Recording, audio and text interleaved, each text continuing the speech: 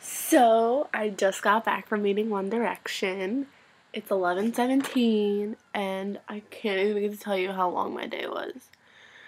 So, I get on a train, 322 train, and I get there like 4. We're literally like not caring when we get there because we want to be last online. So, we got some food, and then we took a cab to JNR. We got there, and there's like literally like a line from like JNR to around a Capitol. It was the longest line ever. And waiting on it was literally like, well, it wasn't that bad because when we got there, I made friends with some girls, and they were so funny. We were like literally like we were all like the same person. We weren't like crazy like crying about them. We weren't like little. We were all like old. Like we were all seniors or juniors. And apparently like, they were taking 10 people at a time to go and meet them. So we're like, all right, look, we have our group of 10 now. We're good. And then during the whole line, like there were these girls there who trying to stay in the last like behind us, but they didn't have wristbands, and like it's not fair. And they ended up getting wristbands and the CD. I was like, that's not fair. Like, and I was like, that's not fair. Like those girls like we were with, they waited like 4 hours in line to get their wristbands on Wednesday morning or something like that. And then, I got them because I ran into the city right when I got home from school that day. And they didn't do anything for it. They just waited online, and they didn't even like wait online. They like left, and then like 2 hours later they came back. I was just really mad about that. And so then we get like all the way there. Like these two little girls we were with were like starting problems with like other girls who were trying to be the last. We all wanted to be last, but it was getting a little bit out of hand. And then I was like, all right, you know what? I don't care that much. Well, we're gonna be the last group in there anyway, so we get in there, and my friend Jackie goes in front of me, and she's talking to Harry. It was Harry, Louis, Liam, Zayn, Niall, and she like said something to Harry, and like I go up to Harry, and he goes, "Mary Kate," and I was like, "Harry," and he's like, "How are you doing, babe?" And I was like, "I'm so good, like, how are you?" And he's like, "I'm really great." And I was like, "I just wanted to thank you. I've been like a Directioner for like, I was a fan for like a year now, and like, thank you for coming to New York." And he like grabs my hand. He's like, "I heard we're getting married," and I was like,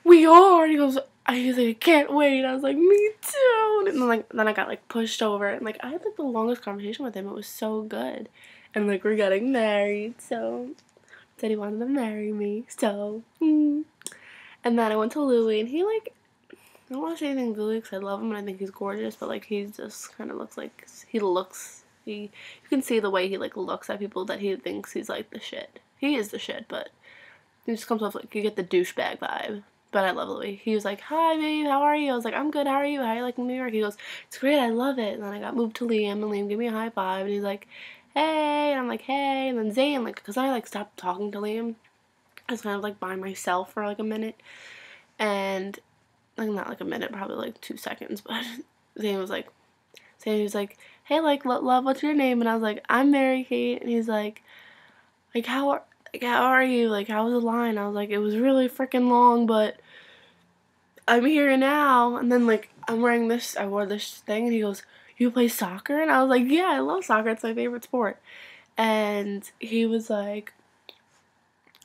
"No way, like me too." And I was like, "Yeah, I'm playing college and soccer."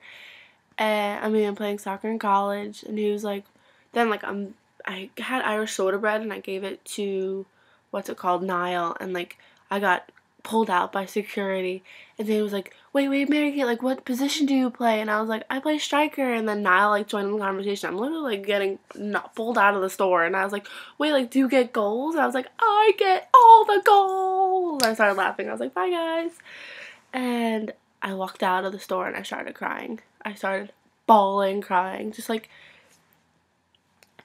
seeing Harry look at me like the way he did, like I was worth $1 million.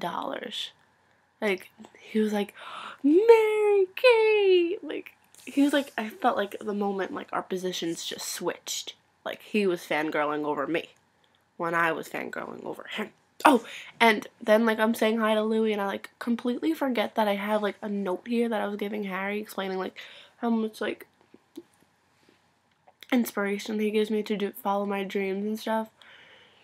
I was like, Harry. And he goes, what? I'm like, you need to read this. Like, you need to read this note. Like, it's really important. He's, like, talking to other girls, and girls are getting pushed aside, and I felt really bad because I was cutting into their time. And he was like, I was like, you need to read this before you leave New York. And he's like, okay, I'll read it. And I was like, thank God.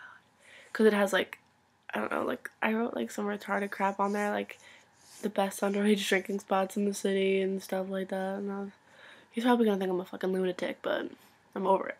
But it was like, Harry looked so beautiful, so gorgeous, that I could die. And he was, like, paying so much attention to me. Like, I never, like, ever thought in a million years that I would have that much time to talk to Harry and that he would hold my hand and tell me that we were getting married. Like